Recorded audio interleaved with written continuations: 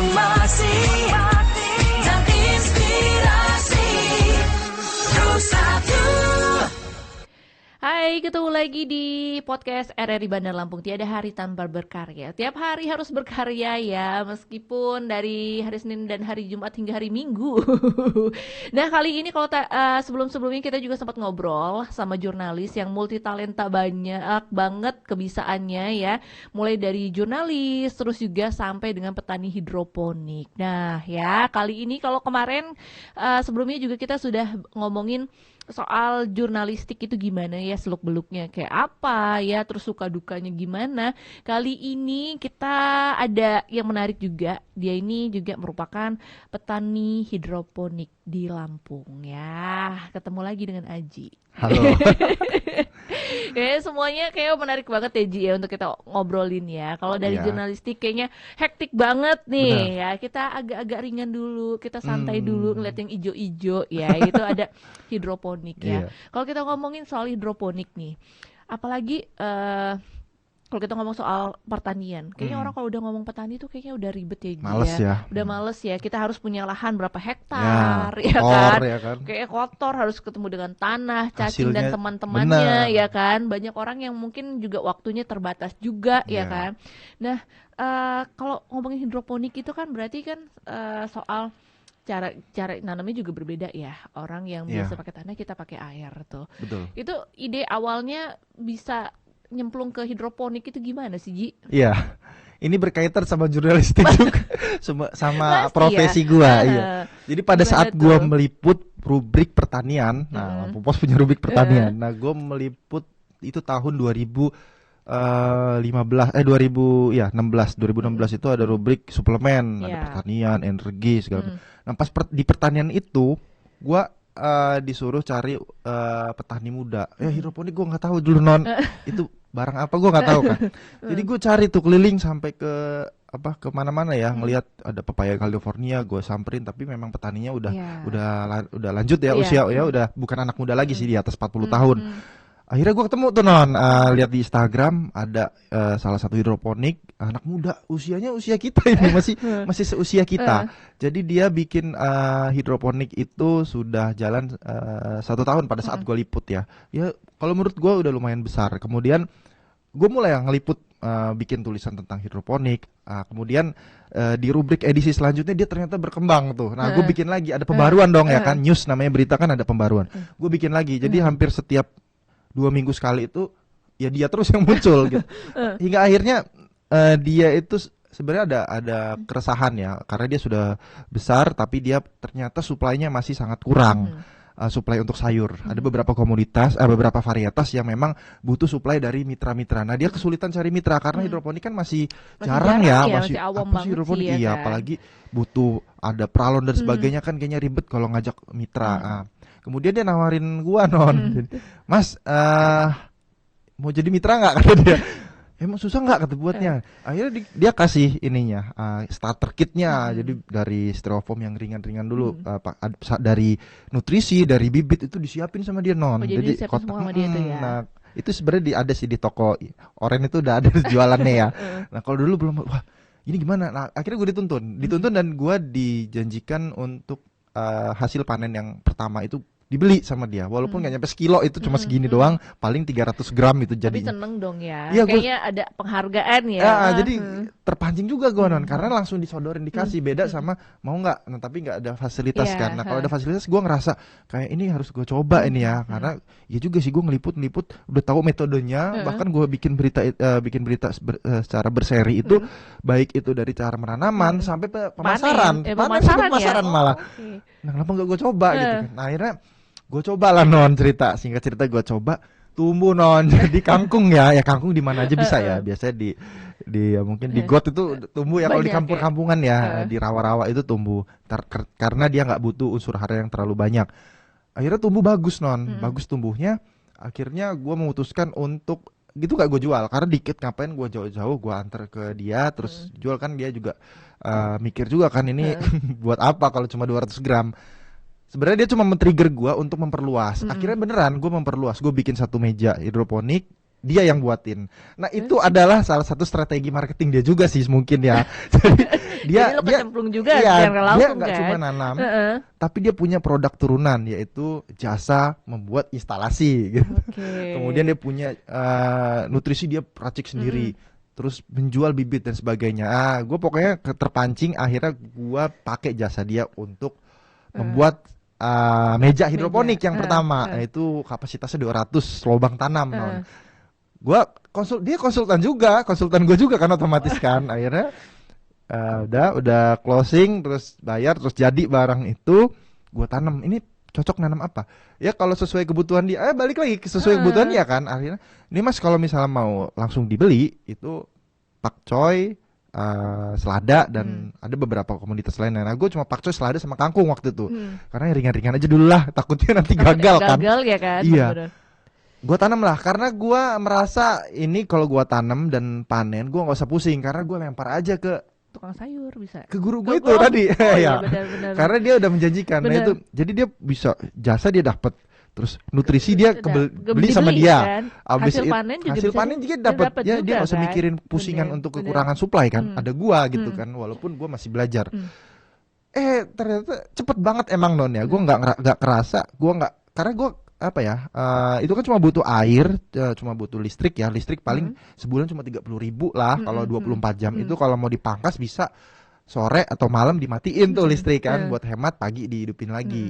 Nah terus itu biaya kosnya itu sangat ringan pada saat itu. Kemudian ternyata gue coba pas panen itu hari ke-30, panen bagus non, bagus banget, panen bagus, ya bersih, nggak ada lobang, nggak ada ulet sama sekali. Kok bersih banget ya kata gue. Langsung gue cobalah sama ini gue coba di WA, gue bikin status WA. Banyak yang nanya. Gue beli plastik waktu itu, gue nggak tahu beli plastik di mana non. Jadi gue beli plastik di fotokopian, plastik buat bungkus itu harganya satu plastik itu 1.000, mahal banget. Lebih mahal Nggak kalau di tahu. fotokopi. Iya, di fotokopian. Karena gue udah ngebet banget kan, ini harus di kemasan bagus nih gitu kan, kayak yang temen gue ajarin itu. Tapi gue nggak tahu beli di mana itu plastik OPP lem itu. Nah akhirnya gue bikin itu, terus gue strapless, terus akhirnya gue jual dan itu habis non. 200 lubang tanam itu habis. Balik modal dan ada profit. Ya, profitnya memang nggak banyak, tapi karena satu meja ya, karena itu hitung lubang. Jadi cukup banyak, cukup menggembirakan lah non. Akhirnya Lu tambah lagi tuh. sebelum gue tambah Kan. si ini gue nanya mana hasil panennya. Udah gue jual, udah habis. Tapi emang nggak tertulis kan, gue kemitraan dia tuh kan. Wih ternyata laku coy katanya, udah habis nih katanya. Bagus lah nggak apa-apa. Tapi kan gue tetap membeli nutrisi Dari dia. dari kan? dia semua. Ada kebocoran apa, gue minta tolong dia gitu kan, masih nggak ngerti ya. Akhirnya gue memutuskan untuk bikin meja kedua non. Dia sama dia lagi gitu kan. Nah gitu sama dia lagi, bikin lagi, akhirnya bagus lagi. Bagus lagi. Nah ini prospek ini. Akhirnya gue punya kepikiran, ini gue bisa nyaingin dia ini. Gitu. Gue udah kepikiran kompetisi aja, jadi punya ada jiwa kompetisi. Sebenarnya kayak nggak ini sama guru sih, guru yang ngajarin. Tapi lebih bagus seperti itu kan. Kalau ada kompetitornya kan ada rasa tersaingi dan memperbagus juga produk yang kita bener sih, isi iya. kan. Sebenarnya nggak salah juga Nggak ada salah juga ya. kompetitor kan. Kompetitornya adalah guru Guru gua. sendiri kan. Guru sendiri. Ya. Nah akhirnya ya udah dia mendukung sih non. Ya, dia nggak ada resisten, dia malah ngedukung karena dia tahu hidroponik itu susah loh, nggak bisa disambi. Emang bener sih, nggak bisa disambi. Ya kerjaan gue balik apalagi lagi. lu kan itu jurnalis. Ya, gimana tadi ya. Gimana itu, Ji? Memang pertama tadi membersihkan otak-otak yang hektik ya non ya. Kan Udah kayak berita ribet udah ribet, dikejar udah. deadline Bener. lagi ya kan. Jadi healingnya tuh di situ non. Bahkan gue pernah jam 2 abis ngedit di online kan, gue dulu online ngedit abis di wartawan, abis itu ditarik jadi asisten redaktur ya. Jadi tetap liput setengah badan lah, kayak siluman, setengah ngeliput setengah ngedit. Nah ngedit berita itu sampai malam kan. Jam 1 itu gue ya capek ya, stres kan, bener. berita ada yang tipu segala macam. Ya gue ke atas rumah, kebetulan rumah itu ada rooftop, di situ gue healing di situ. Habis status kan, flexing dulu. Lihat nih panen gue apa siap panen kata gue. Udah di situ pagi-paginya udah ada yang mesen ya Udah gitu. ada pesan. Itu Jadi udah seneng kegembiraan. ya kan? Ada Iya, poin seneng sih. plus meskipun profitnya juga nggak segede Iya, kita, benar. Nggak, ini kan, tapi gua- kan ada untuk healing untuk segala macam. Mm-mm. Apalagi nih di masyarakat perkotaan juga lahannya terbatas sih Ji ya. Kalau Iya. misalnya perumahan ya tahu sendiri ya perumahan ya, Benar. kayak rumah gue juga kan kecil ya. Assalamualaikum dari ruang tamu ke dapur udah kelihatan ya kan. Iya. Itu kan Ngintip kalau bisa. iya kan kalau orang juga mau apa ya mau bertanam cocok tanam kan harus berpikir aduh kayaknya harus punya lahan yang gede Iya. segala macam ternyata Iya. lahan kecil pun Iya, bisa bener Ji, banget. ya gitu Benar. ya. Itu hidroponik ngejawab banget itu. Itu gimana itu? Misalnya lu juga mengedukasi ke masyarakat juga nih untuk hidroponik juga mudah kok gitu. Bisa kok, gue aja bisa gitu. Dengan Iya. hektiknya gue di kantor, gue juga bisa ngerawat itu juga Iya. gitu kan. Itu gimana tuh Ji? Iya, hingga akhirnya orang-orang kan beli sama gua. Akhirnya ada beberapa nomor akhirnya buat Instagram lah non ya, buat Instagram Ingrid Hidroponik. Terus banyak kontak-kontak yang nomor tidak dikenal, WA ke nomor Ingrid itu nanyain kalau mau belajar aja boleh nggak bisa, boleh datang ke rumah. Itu datang ke rumah gua kasih starter kitnya. Itu gua Sama kayak menularkan treatmentnya yang kayak iya gitu. benar. Jadi treatment guru gua itu gua lakukan kepada orang-orang yang jadi gue beli itu kan tadinya untuk bisnis, tapi udahlah ini kayak lembaga sosial aja.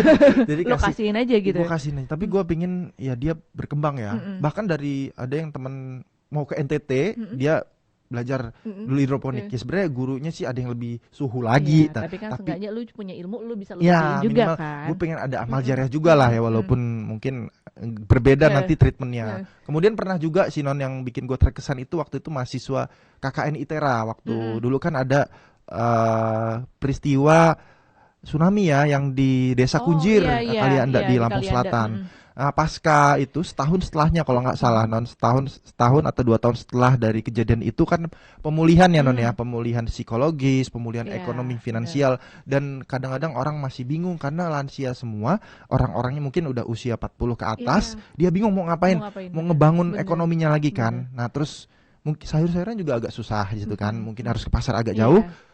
Jadi anak KKN itu menginisiasi ngajak gua untuk melatih orang-orang di sana untuk belajar berhidroponik dengan alat seadanya. Itu langsung gua beli box styrofoam yang buat buah itu di bambu kuning. Jadi gua pakai motor itu di belakang ya nana, gua ikat itu demi itu nanti akan gua bagiin ke mereka. Karena gua nggak bisa beli ngasih pralon karena kan bisnis gua masih kecil banget kan. Itu juga kadang-kadang empas, kadang nambah profit. Minimal mereka nggak ada kegiatan. Terus dia bisa mendapatkan sayur karena tadi problemnya adalah sayurnya agak sulit. Mereka jarang makan sayur, mungkin ikan banyak di sana. Tapi waktu itu kan malah pemulihan, ya udahlah makan seadanya. Masa mau makan genjer terus ya, makan kangkung terus.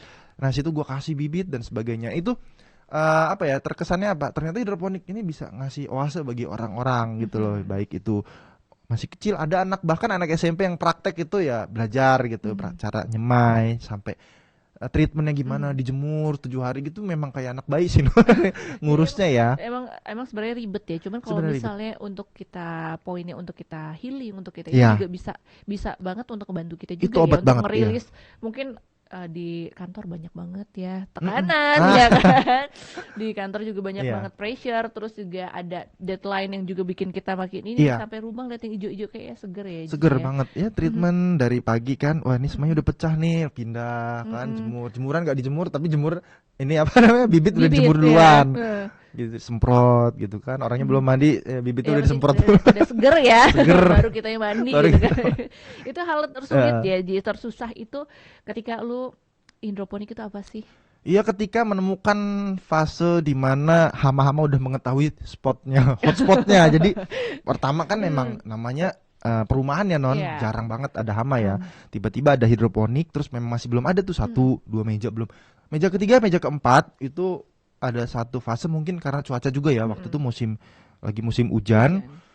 Itu pagi-pagi gue lihat ulet itu udah banyak. Itu gue kayak sulap sih non. Malam-malam itu perasaan gue nggak ada apa-apa ya. Gue lihat mungkin dia 1-2 masih invasi baru datang lah. Baru datang pagi-paginya udah banyak bolong. Nah bolongnya dipangkal dan di daun-daun yang memang susah untuk dicabut. Biasanya kan gua repes, bahasa petani hidroponik tuh potek ya, dipotek ya. Jadi kalau mau dijual itu dipotek dulu yang kuning-kuning atau yang terlalu besar biar tetap cantik, langsing gitu bentuknya kan kalau pakcoy. Nah, tapi itu hama itu, ulet itu makan di bagian dalam, jadi nggak cantik lagi. Karena sayur kan hidroponik kan agak ya premium lah ya. Bisa dibilang dia beda sama sayur biasa. Kalau sayur yang di pasar kan mungkin nggak masalah, bolong-bolong memang ada harga ada rupa. Nah ini juga agak harganya cukup beda sama yang lain. Tapi harus bersih juga secara kualitasnya juga iya, kan? secara perform juga bentuknya bagus. Nah itu bolong-bolong non. Jadi gua, waduh, nih itu satu meja itu gua panen, gua buang, gua jual maksudnya. Akhirnya sempet frustasi juga sih non. Karena kan kita udah capek ya dari nanam dari biji itu sampai 3 hari ke 30 itu kan ada harapan ya, minimal dibagiin ke orang atau kita jual ya. Tapi ternyata ya hama itu merusak mimpi gue. Kapok nggak sih kayak gitu? Ya ternyata kapok nggak? Ya, langsung gue kontak suhu. Gimana ini? Suhu gimana nih? Sepuh. Tolong dulu sepuh kata. Ya itu pasti ada mas. Nah di situ gue mulai belajar. Nah di situ kita didorong untuk belajar. Gue ngerti apa namanya tanaman refugia. Gue ngerti gimana cara ngeracik pestisida nabati yang nggak kimia ya. Karena kan hidroponik itu walaupun pupuknya itu non organik, masih pakai zat kimia, tapi treatmentnya tidak menggunakan pestisida kimia. Jadi gue berkomitmen untuk tidak menggunakan pestisida kimia. Jadi pakai pakai refugia. Nanti dikasih tahu, lu tanam ini, tanam euphorbia, pokoknya tanam tanaman yang memang menjadi pengalih hama tadi, alami alami itu ya. Kemudian untuk nembak ke tanamannya untuk pelapisnya yaitu ya bikin pestisida nabati, pakai cabai lah, pakai tembakau. Itu cari di YouTube gua. Akhirnya kita kedorong untuk belajar dan menganalisis gitu non. Meskipun bukan anak pertanian, kita juga didorong dan akhirnya tahu juga ya. Iya, bahkan anak pertanian ke rumah non belajar sama anak sosiologi ya. Yang basicnya memang nggak ada sama pertanian sekali, ya. iya. Dan kapan-kapan ajarin gue ya. Iya dong, harus datang. Nanti kita panen bareng. Gua nanam seledri panen nanti. Oke deh, nanti diajarin sama Aji sama suhunya. belum. Sama suhunya juga ya, dan juga obrolan kita tutup dulu sampai sini ya. Sebenarnya banyak banget nih Ji yang mau diomongin. Semoga di lain kesempatan kita juga bisa ngobrol-ngobrol juga. Bisa datang langsung juga nanti ya Ji ya. Bisa lihat gimana perkebunan hidroponiknya Aji yang ya. Kecil itu. Oke deh. Akhirnya saya Nona Karisma juga pamit ya dari podcast ini. Selamat pagi, siang, sore, malam ya. Mungkin untuk Anda yang saat ini juga lagi menyaksikan, mau pagi, mau siang, mau sore, mau malam ya. Dan akhirnya Nona Karisma pamit, dadah. Karena